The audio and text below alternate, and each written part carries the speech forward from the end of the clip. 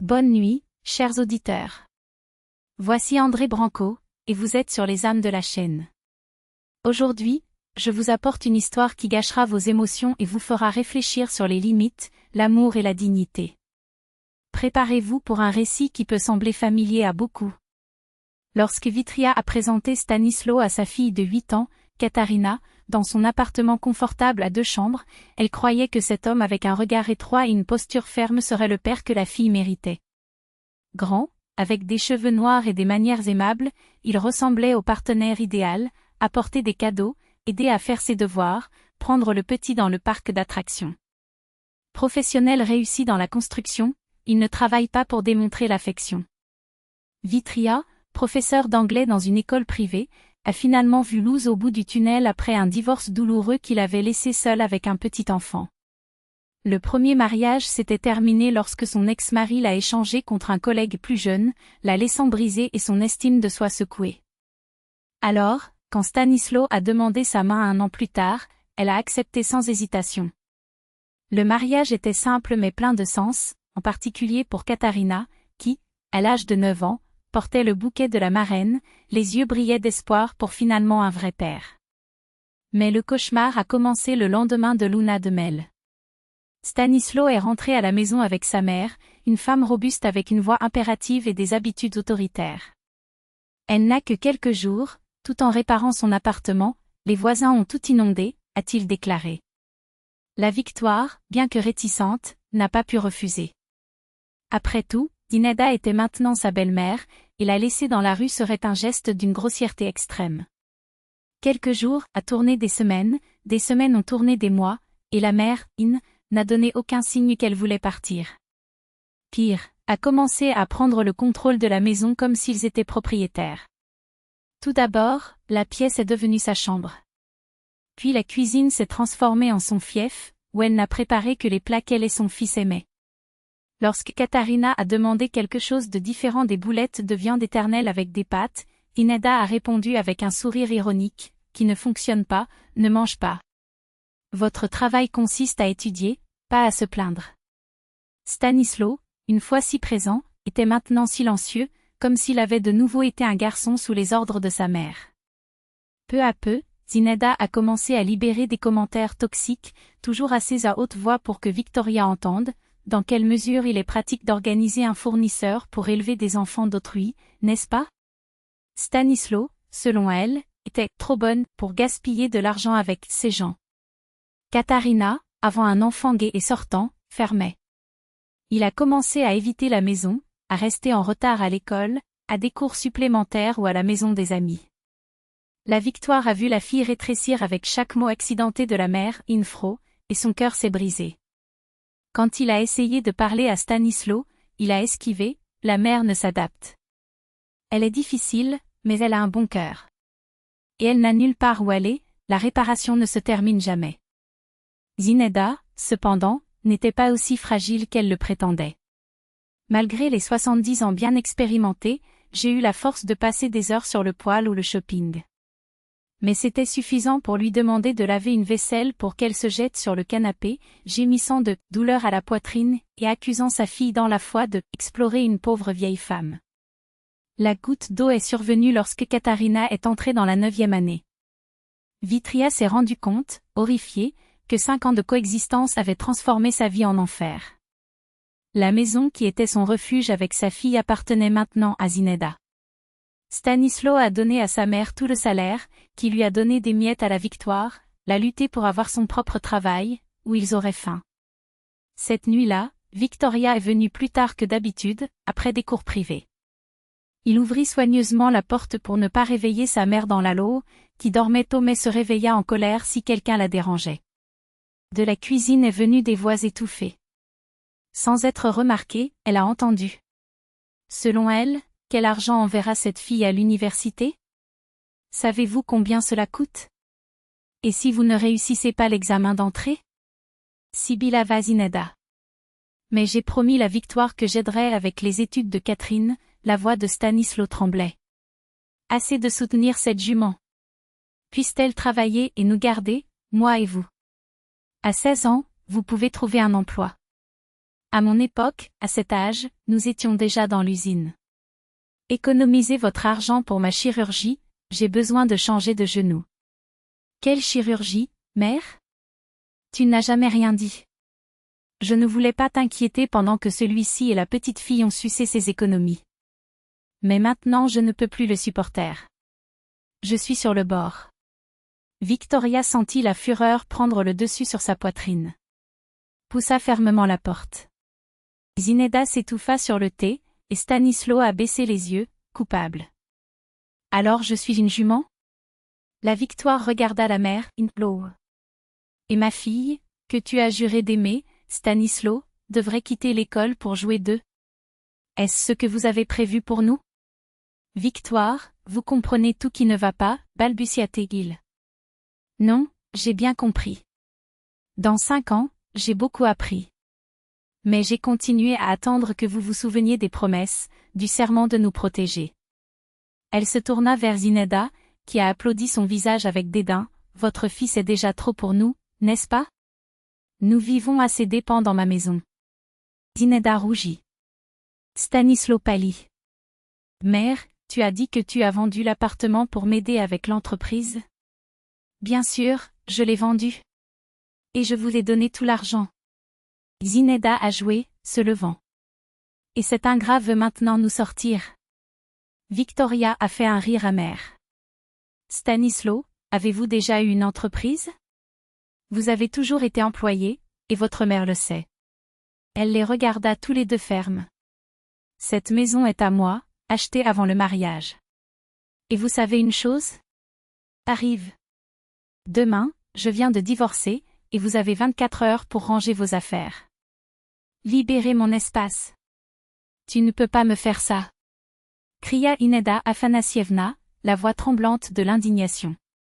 Stanisław, dis-lui quelque chose. Mais Stanisław est resté silencieux, ses yeux augmentaient sur le sol, comme si chaque mot était un poids insupportable. C'est alors que Katia est apparue à la porte de la cuisine. Ses yeux étaient gonflés, les joues humides. J'ai tout entendu, murmura-t-il, la voix brisée mais ferme. Et j'ai enregistré cette conversation sur mon téléphone portable. Par précaution. Le visage de Zineda pâlit. Comment osez-vous, fille? Elle s'avança vers sa petite fille, ses doigts aigus comme des griffes. Vitria intervient entre les deux avec un mouvement rapide. Je ne le recommande pas, a déclaré le ton froid sous forme d'acier. Si vous touchez un doigt à ma fille, j'appelle la police à l'heure. Et croyez-moi, cet enregistrement sera une excellente preuve d'abus psychologique. Ce n'est qu'à ce moment-là que Stanisław a quitté le tort. Vika, parlons calmement. Ma mère a exagéré, elle ne voulait pas dire ça. Non, Stanisław. Elle voulait juste ça, Victoria le regarda avec un mélange de pitié et de dédain. Et ce n'est pas la première fois. Seulement aujourd'hui, pour la première fois, j'ai entendu avec mes propres oreilles. Elle croisa les bras, la posture sans compromis. Décidez maintenant, vous sortez demain pour de bon, ou j'ai déposé une action de décharge.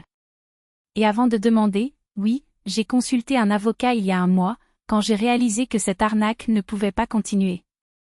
Zineda ouvrit la bouche pour riposter, mais Victoria leva la main, la coupant.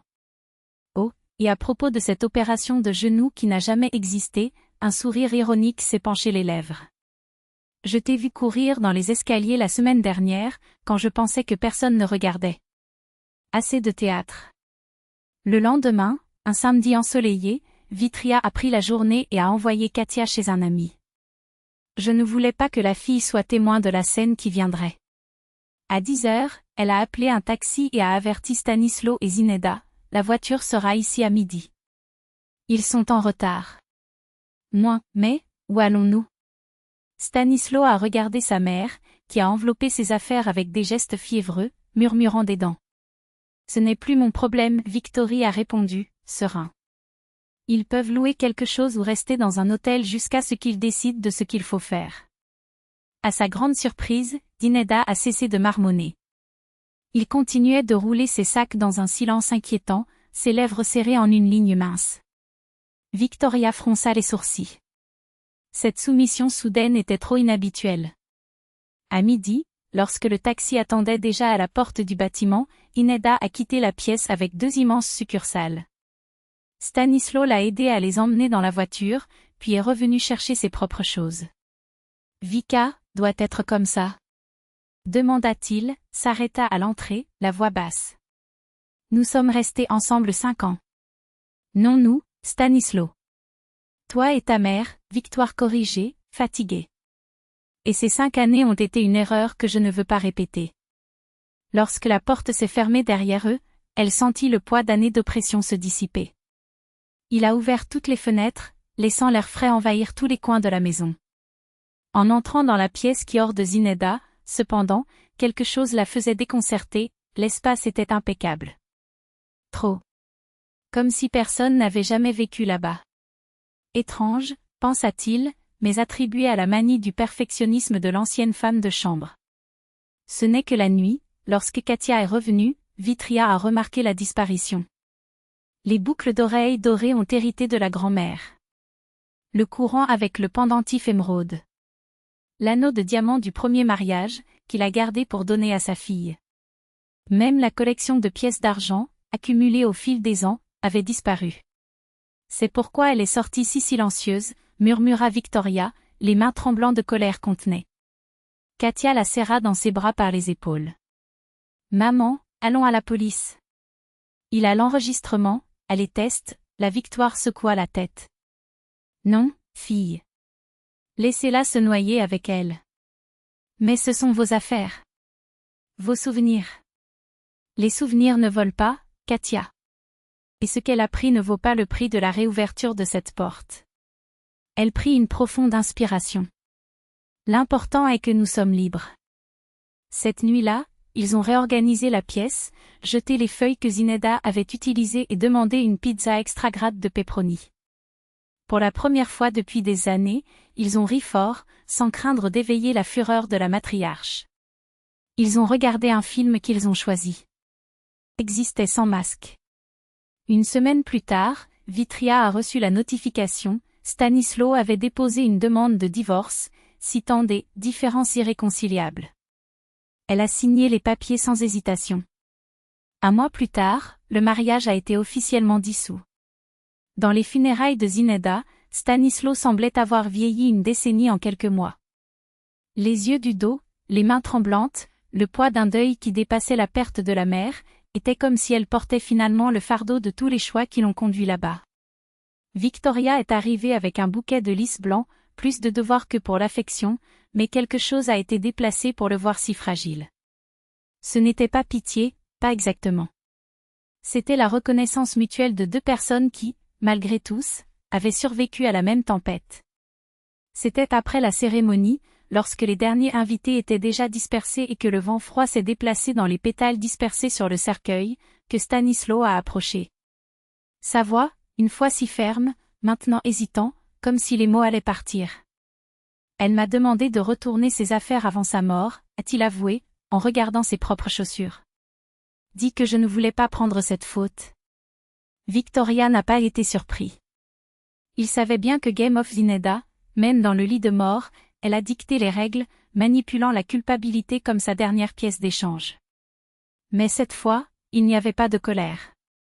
Juste une fatigue profonde, comme si le cycle fermait finalement.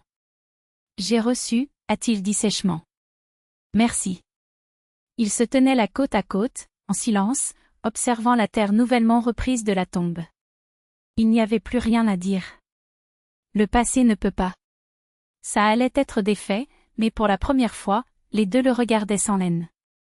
C'était peut-être l'héritage le plus cruel, et plus précieux, que Zineda les avait laissés, la compréhension que certaines batailles ne valaient pas la peine, et que la liberté, lorsqu'elle est finalement arrivée, n'est pas venue avec des fanfares, mais avec le soulagement silencieux de ceux qui peuvent enfin respirer.